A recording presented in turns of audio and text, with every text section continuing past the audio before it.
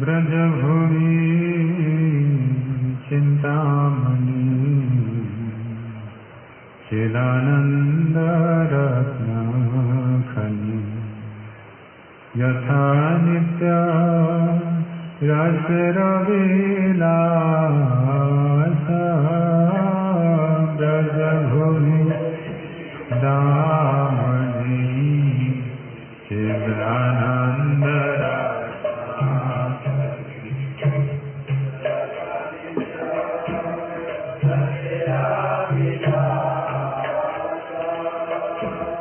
दिवे दिवो गुणधान चिंति कृष्णा वृंदावन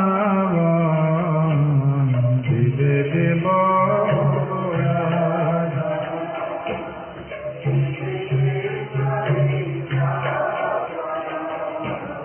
जड़यानी करिलो प्रकाश जड़यानी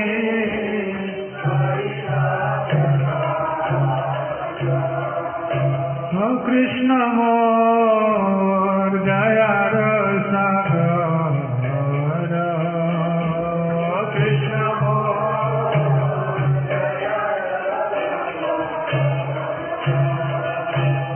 तुमि मन ब्रजधाम भ्रमे भ्रमे अवीरा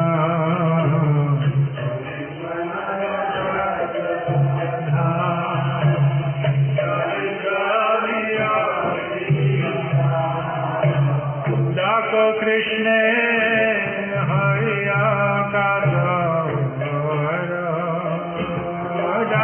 कृष्ण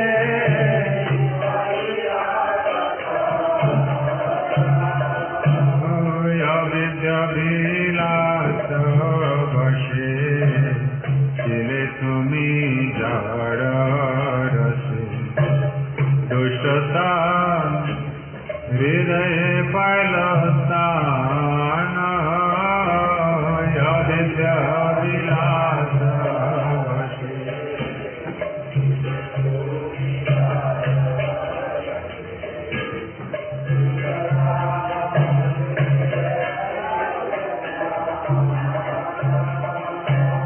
पहले तुमी शठराज भूलिले आपन का पहले तुमी शठराज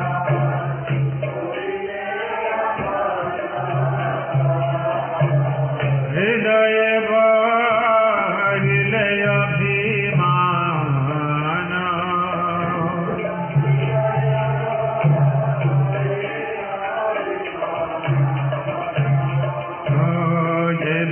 उपदेश सुनो गाइया जुगल गुण गोष्ठे गोष्ठे करहर दान ये उपदेश सुनो जुगल गोष्ठे गोष्ठे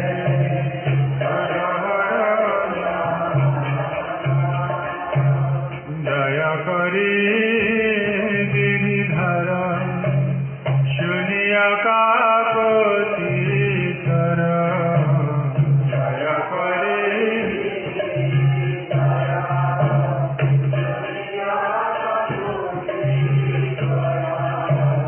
तबे दोष करिबे शोधना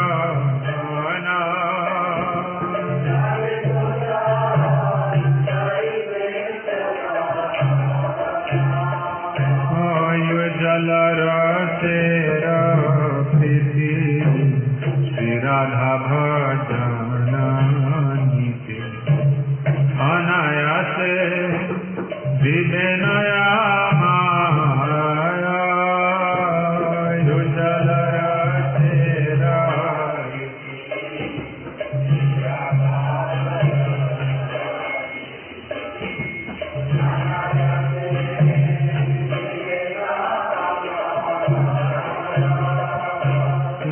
पर घुना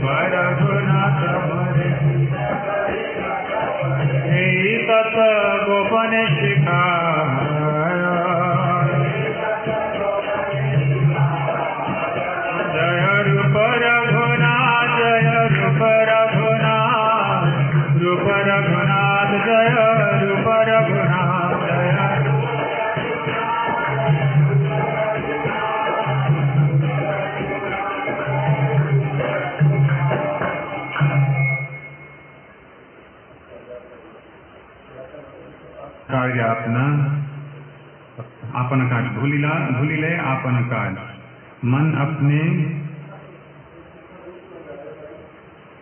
शुरू से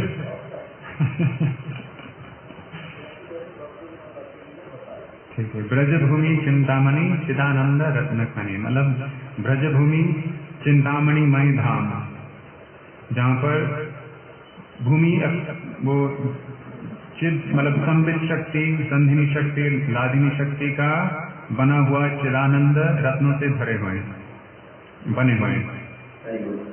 जता नित्य रसेर विलास,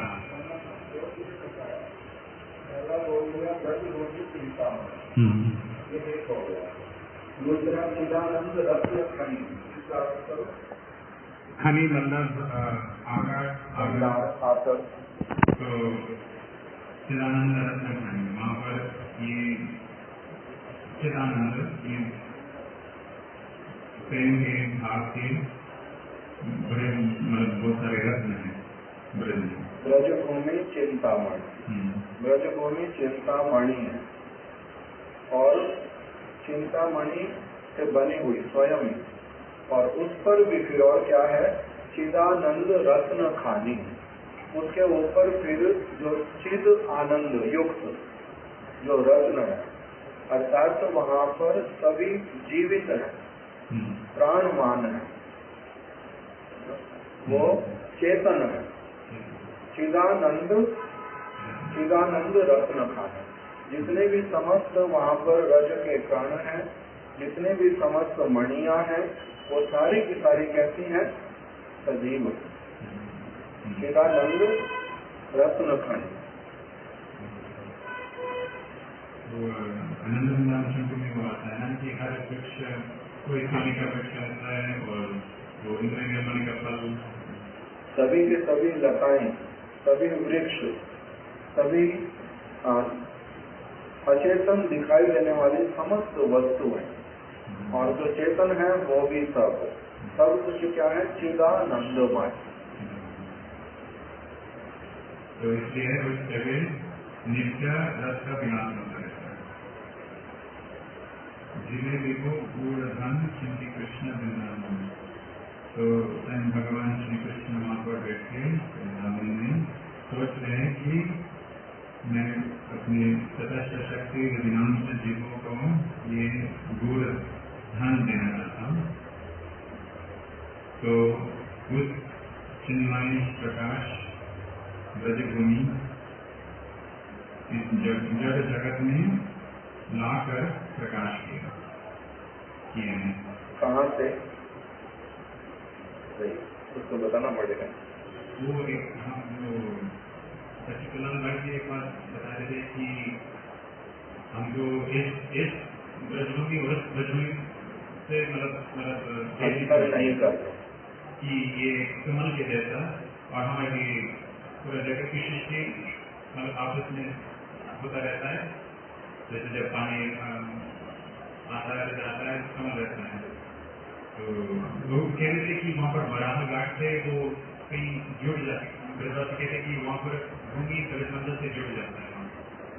ऐसा ठीक है? ठीक है, वो गर्ग संहिता में लिखा हुआ, गर्ग संहिता में लिखा कि वराह भगवान जिस समय पृथ्वी को लेकर के आए, उन्होंने पृथ्वी को ला करके जब ऊपर ला रहे हैं, वराह भगवान का मुख ऊपर है, उनके दांत के ऊपर उन्होंने पृथ्वी को रखा हुआ है।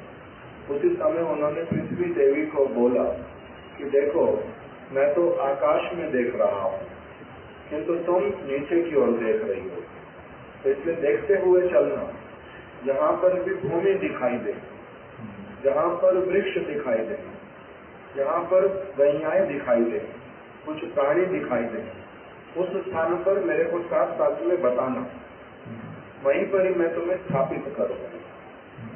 तो पृथ्वी देवी ने थोड़ा सा कुटिल हंसी हंसा कि प्रभु कैसी बात करते हो, मैं पृथ्वी, मैं समुद्र के भीतर में, मेरे को उठा करके लाओगे, उठा के ला रहे हो, और फिर कह रहे हो कि पृथ्वी दिखाई देगी और वृक्ष होंगे के ऊपर गैयाएं होंगी, वहां पर कुछ प्राणी होंगे, ये कभी संभव? मेरे ऊपर ही तो सभी लोग रहते हैं, इसलिए ऐसा कैसे संभव?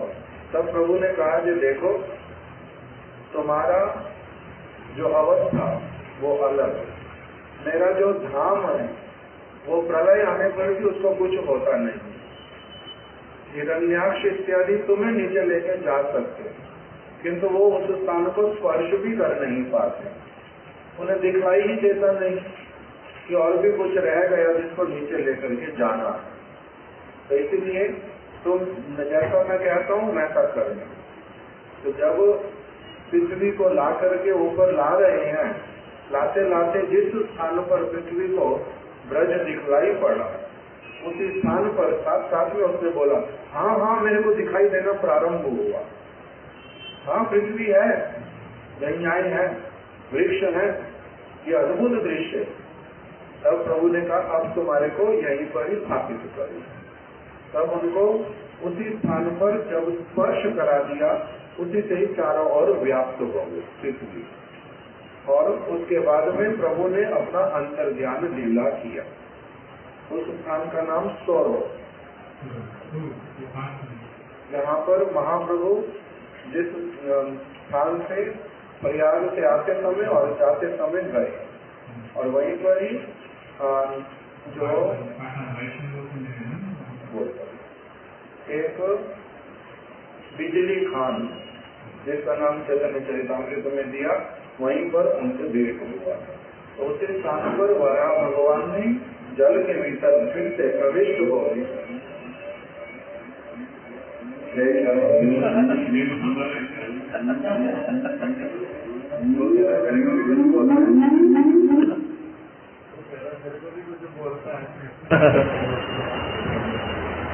तो वहीं पर ही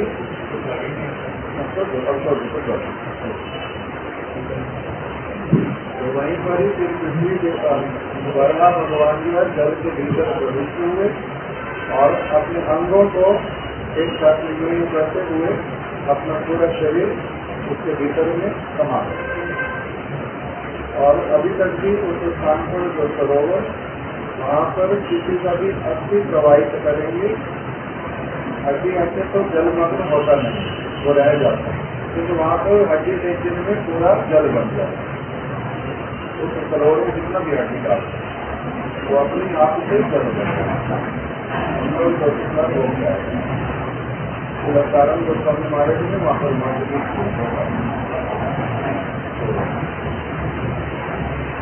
उसी का द्वारा घाट के साथ में उसी का संबंध करता है। वहाँ पर कोई वो बिजली खान का खान कोई नहीं, केवल लिखा होगा, जैसे बड़ा मंदिर उसको लिखा है।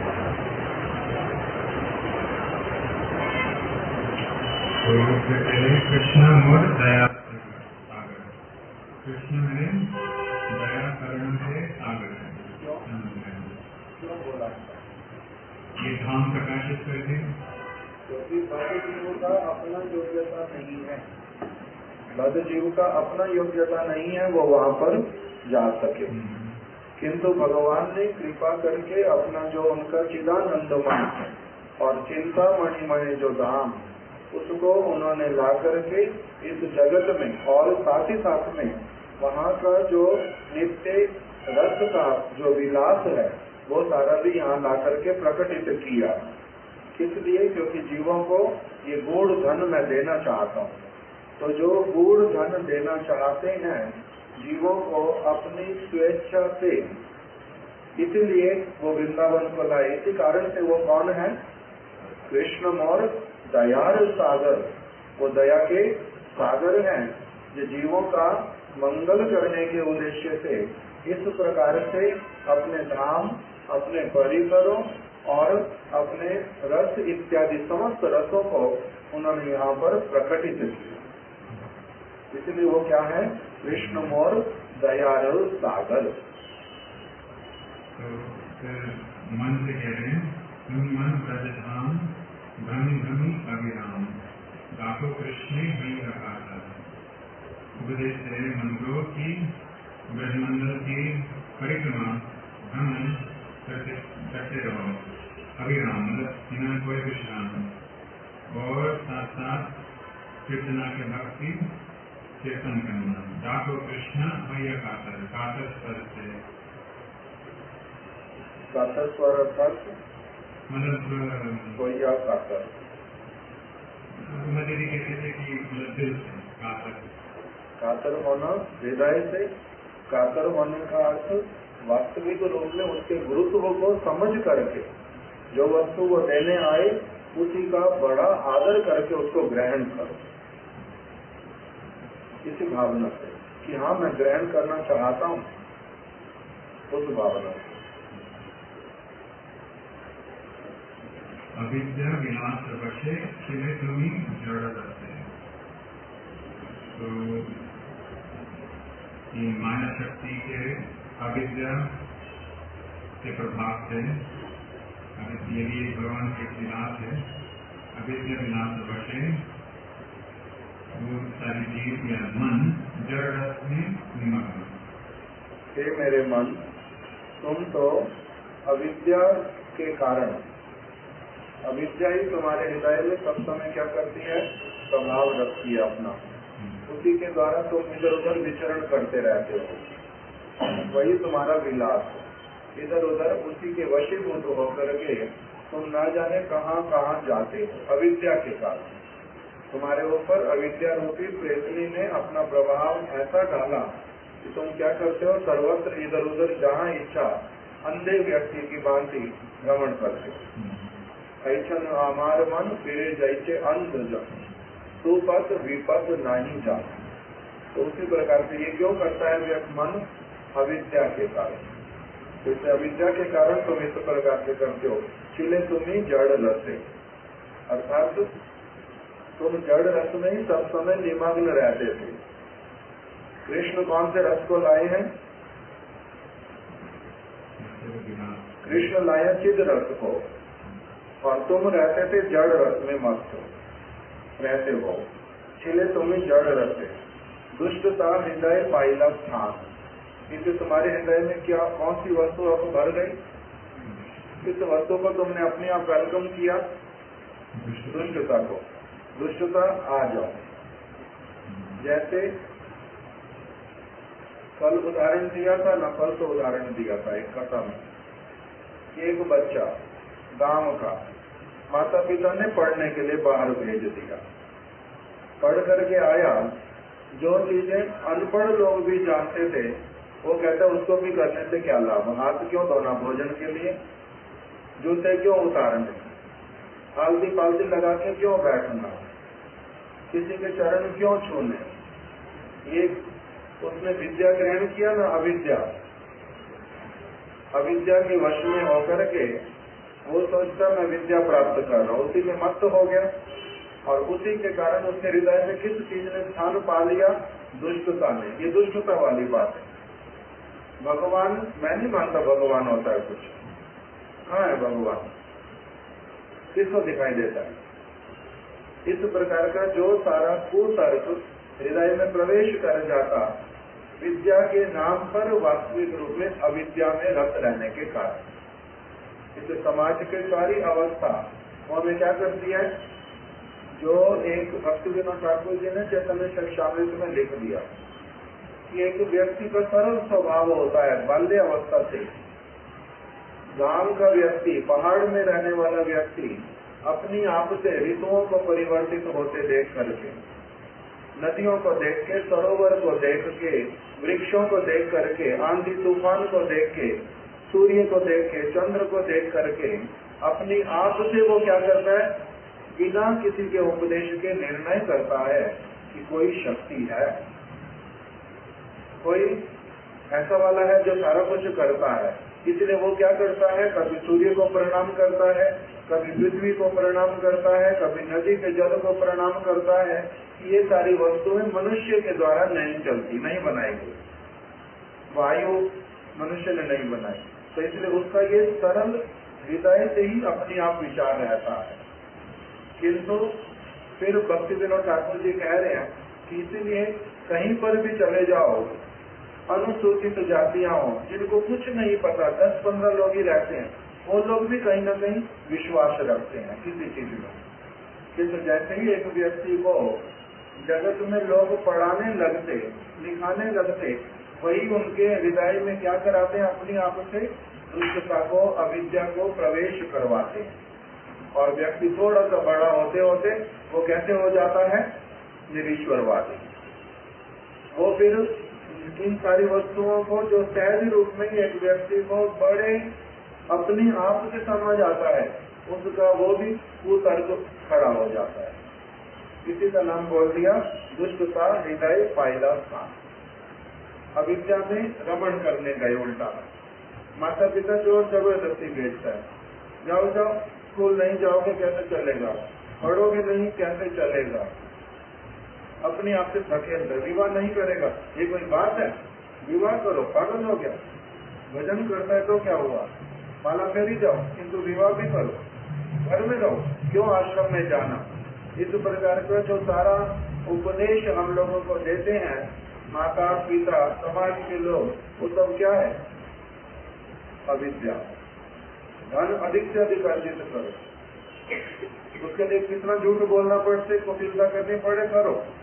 झूठ बोलना कौन सिखाता है, माता पिता। चोरी करना कौन सिखाता है, अधिकांश माता पिता। लोगों को पागल बनाना कौन सिखाता है, माता पिता। फिर आगे वही समाज के लोग भी। इस प्रकार से ये दुष्टता उनके हृदय में अपने पहले प्रविष्ट हुई पूरी की पूरी, वही हमारे हृदय में भी प्रविष्ट करा देता है। बाल्य अवस्था से वही देखते देखते माता जी बोलती है कि दादी के सामने ये बात नहीं बोलना, तो क्या सीख लिया, किसी के सामने कुछ नहीं बोलना होता, किसी को कुछ नहीं बताना होता। वो व्यक्ति पूछेगा ये बात नहीं बोलना, कैसे बोलना। दूध वाला पैसे लेने आया, बाहर जाके बोल दो पिताजी घर में नहीं है, भीतर से पिताजी ही भेज रहे, दूध वाले को बोलो पिताजी घर पे नहीं। हम लोग ये जोक सुनते थे, वो बच्चा जाके बाहर बोल दिया पिताजी कह रहे पिताजी घर में नहीं है। अब उस बच्चे को अंदर आने पर थप्पड़ लगाया बड़ी जोर से, पागल, इतना भी नहीं समझता क्या बोलना चाहिए था। तो ये सारा जो क्रिया दुष्टता को हृदय में प्रवेश कराने वाला कौन करा रहा है, जो हम लोग सोचते हमारे शुभ चिंतक, वही सारे हमारे क्या है वास्तविक रूप में शत्रु। वही भोग लगाने की क्या आवश्यकता, होता क्या है, ठाकुर जी का पंखा चलाने से क्या होता है, ये मूर्ति क्या होती है, ये सारे एक के बाद एक जो सारी वस्तुएं कहाँ से आती हैं, इसी प्रकार से। इसी का नाम ही बोल रहे हैं दुष्टता हृदय पायला स्थान। अविद्या विलास वशे खिले तुम्हें जड़ रखे। वो माता पिता थोड़ा थोड़ा करा देते और बच्चा बड़ा होते होते बहुत शायद शातिर बन जाते, सब चीज में एक्सपर्ट, झूठ बोलने में एक्सपर्ट, चोरी करने में एक्सपर्ट, आलस्य करने में एक्सपर्ट, लोगों को पागल बनाने में एक्सपर्ट, सब कुछ। ये सारा कुछ कहाँ से आता है, दुष्टता हृदय में प्रविष्ट हो जाता। पहले तो नहीं षट राग, इसका मतलब हर चीज में उस्ताद। उस्ताद समझते हैं, तो उस्ताद समझते हैं, गुरु उर्दू में बोलते हैं उस्ताद, साधारण भाषा में बोलते हैं ये बड़ा उस्ताद है भाई, उस्ताद। इसको पागल कहोगे पागल बनाएगा, किसी का जो कहोगे वो करके आ जाएगा, ये उस्ताद है हर चीज में, चिंता की बात नहीं। हमारा बच्चा अभी उस्ताद बन गया। हाँ, उस्ताद मतलब गुरु संगीत का। चलो, पहले तुम ही षट राग, इसलिए तुम कौन बन गए अभी, हृदय में कुछ रखना, बाहर कुछ और बोलना, करते कुछ और रहना, बोलते कुछ और रहना। जितना अधिक हो सकता है दूसरों को पागल बनाओ और अपना काम बनाओ। साधारण लोग बोलते हैं आपन क्या, किस स्वरूप को बोलता हूँ जो मैं, अपना काम बनता भाड़ में जाए जनता। समझ है, अपना काम बनता, अपना काम बनवा लो और भाड़ में जाए जनता। बाद में कौन दुखी हो रहा, क्या हो रहा, क्या नहीं हो रहा, मेरे को क्या लेना देना। वही हम लोग दोनों ही बोलते हैं, अपना काम बनता भाड़ में जाए जनता। ऐसे बहुत सारे लोग होते हैं, दिखाई देते हैं और वो सोचता है किसी को पता चलता नहीं। किंतु इंग्लिश में कहावत है, at the end of the day people are not foolish. लोग पागल नहीं है, फिर भी आप जितना शटराज बन जाओ पकड़ भी लेते हैं, इसलिए उनको बोलते शटराज।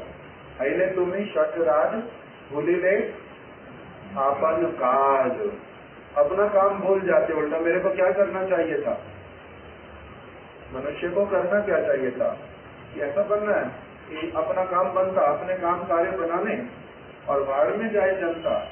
व्यक्ति का सेंसिटिविटी कौन सा क्या कहता है कि हम सभी का एक व्यक्ति थोड़ी सी भी गड़बड़ करेगा उसके द्वारा सब प्रभावित होते हैं, सबको असुविधा होती है, इसलिए मेरे पास कोई काम नहीं कर।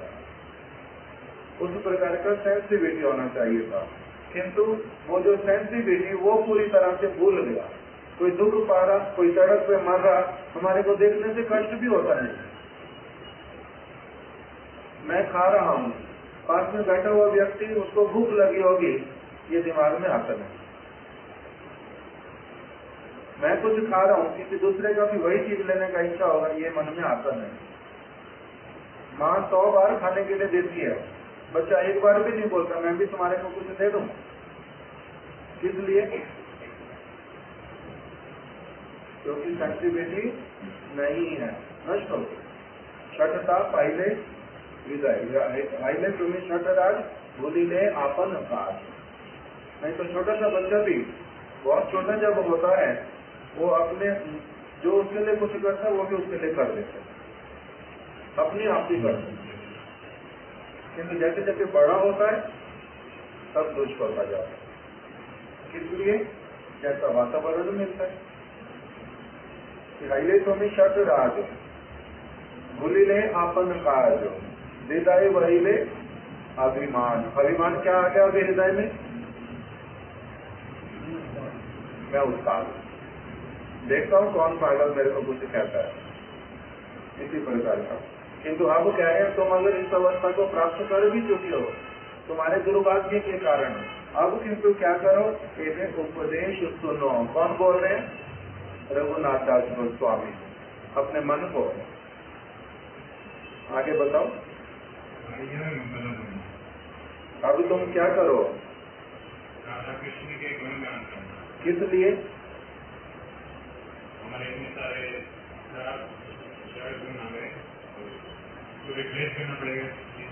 जो अच्छे गुण उनको अपने हृदय में लाओ, वो गुणों के भंडार हैं। राधा और कृष्ण वो गुणों के भंडार हैं, उनके गुणों को श्रवण करो, उनके व्यवहार को जानो, उनकी रीति नीति क्या है उसको समझो, और तब फिर तुम्हारे हृदय से ये सारी वस्तुएं, उसका प्रवेश होने से ये तुम्हारे हृदय से अपनी आप वस्तुएं चली जाएंगी। जैसे सूर्य के आने से अंधकार अपने आप चला जाएगा, सुगंधी वायु आने से अपने आप से दुर्गंध युक्त वायु बाहर चली जाएगी। इसलिए तुम क्या करो, एवे उपदेश सुनो, गाया युगल गुण, गोष्ठे गोष्ठे करो रोदन। रोदन क्यों करना है,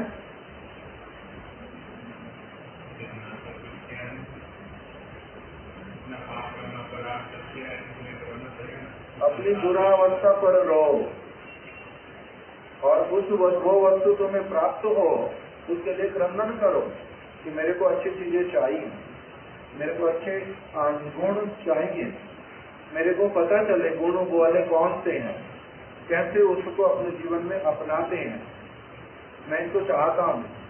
इस प्रकार का जो हृदय से कामना, इसी का नाम है क्रंदन। गोष्ठे गोष्ठे मतलब स्थान स्थान पर, स्थान स्थान पर, यहाँ पर व्यवस्था है। शून्य आकृति स्वर, जैसे गिरिधर को बोला कि कृष्ण दया करेंगे, कृपा करेंगे। पहले आएगा कि जो गिरिधर हैं वो तुम्हारी काकुति विनती वाले स्वर को सुन करके तुम्हारे प्रति दया करेंगे। और सभी दोष करीबे शोधन। जब तुम्हारा इस प्रकार का कामना होगा, तुम्हारी उस कामना को देख करके जो गिरिधर है वो तुम्हारे हृदय को, दोष को शोधित करने के लिए शोधन कर देंगे। कैसे शोधन करेंगे उसके लिए आगे बोल रहे हैं।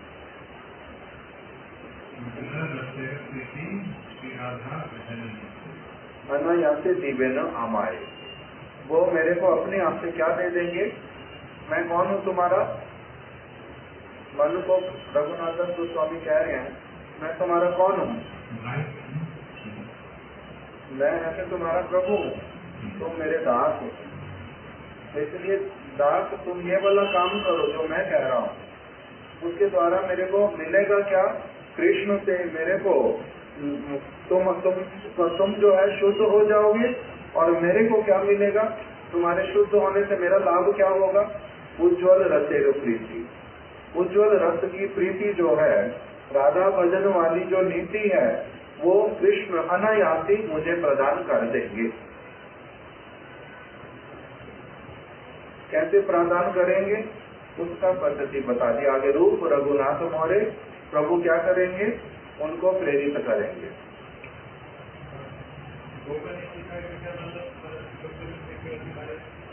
क्योंकि गुरु पाद पद्म इसी प्रकार से एक शिक्षा देते हैं कि तुम्हें क्या करना है। अपने हृदय से सब वस्तुओं को दूर करने के लिए पूर्ण रूप में जो राधा और कृष्ण का गुण महिमा, उसको श्रवण करना, उसी के लिए क्रंदन करना, साधु संत के लिए प्रार्थना करना, उसी में रत रहना, ये सारा कुछ गुरु पाद पद्म शिष्य को गूढ़ रूप में कहने का मतलब, जब मंत्र देते हैं तो कैसे देते हैं? गूढ़ रूप में देते हैं, गुप्त रूप में देते हैं। पहले क्या होता था, अभी ऐसा कभी कभी होता है, कभी कभी नहीं हो पाता। गुरुदेव से यदि 10 लोग हरिनाम दीक्षा लेना चाहते हैं तो गुरुदेव एक एक करके सबको कक्ष में बुलाएंगे। एक साथ में नहीं बुलाते, एक एक करके बुलाएंगे, उनको हरिनाम देंगे, उपदेश करेंगे, वो चला जाएगा, फिर दूसरा व्यक्ति आएगा, फिर तीसरा आएगा। इसलिए उनके स्वरूप के अनुरूप वो सर्वज्ञ, उसके अनुरूप उनको उपदेश देते हैं अलग अलग। इसलिए इसका नाम होता है गोपन तत्व शिखाए। पूरा करो। रूप रघुनाथ मौर्य